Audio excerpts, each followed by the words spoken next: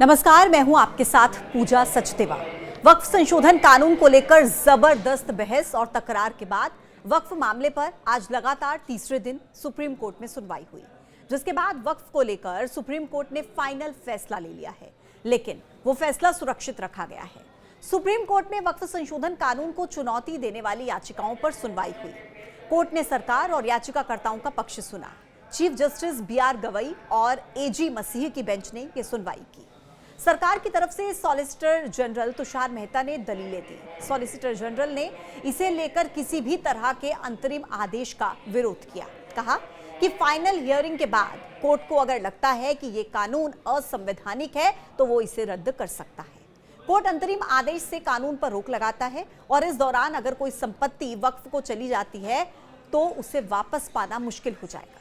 तुषार मेहता ने दलील दी कि वक्फ अल्लाह का होता है और एक बार जो वक्फ को गया उसे पाना आसान नहीं होगा।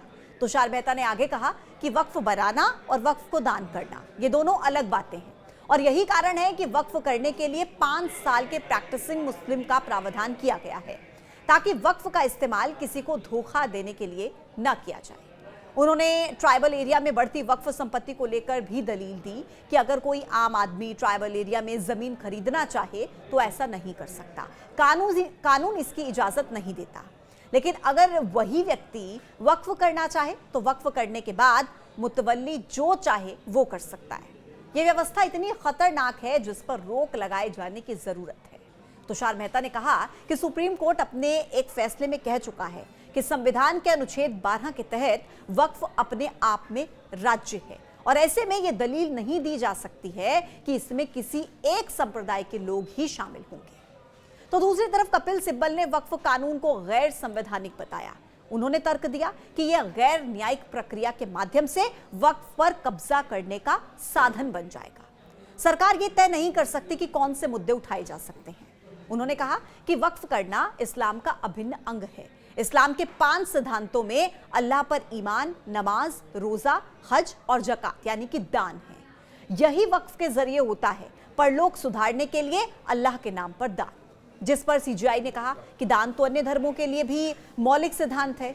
कपिल सिब्बल ने 2010 के एक फैसले का हवाला दिया जिसमें यह कहा गया था कि गैर मुस्लिम भी वक्फ बना सकते हैं। सिब्बल ने कहा कि इसलिए 2013 में यह संशोधन लाया गया था। सिब्बल ने कहा कि ये एक फैसले में तय किया गया है कि रजिस्ट्रेशन जरूरी नहीं है। ऐसे में अगर वक्फ रजिस्टर्ड नहीं है तो कोई कानून ये कैसे कह सकता है कि वक्फ पाए यूजर द्वारा किया गया वक्फ वैध नहीं है। सिब्बल ने आगे कहा कि मस्जिदों में चढ़ावा नहीं होता। वक्फ संस्थाएं जो हैं वो दान से चलती हैं।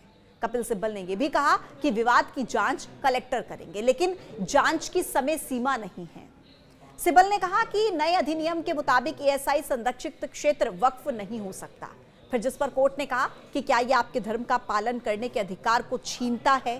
फिर इस पर सिब्बल ने कहा कि हाँ, इसमें कहा गया है कि वक्फ संपत्ति की घोषणा शून्य है। कोर्ट ने फिर से पूछा कि क्या यह आपके अधिकार को छीन लेता है। सिब्बल ने कहा कि अगर ये शून्य है तो मैं वहां पर कैसे जा सकता हूं। कोर्ट ने कहा कि मैंने एएसआई के अधीन मंदिर का दौरा किया है, वहां पर भक्त जाकर पूजा कर सकते हैं। सिब्बल ने कहा कि यह प्रावधान अनुच्छेद 25 का उल्लंघन करता है।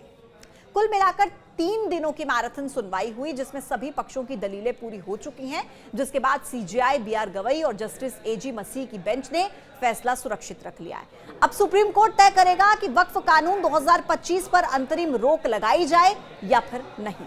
आज के इस वीडियो में इतना ही। कल फिर होगी मुलाकात एक नई वीडियो के साथ। तब तक के लिए आप देखते रहिए न्यूज़ 18। नमस्कार।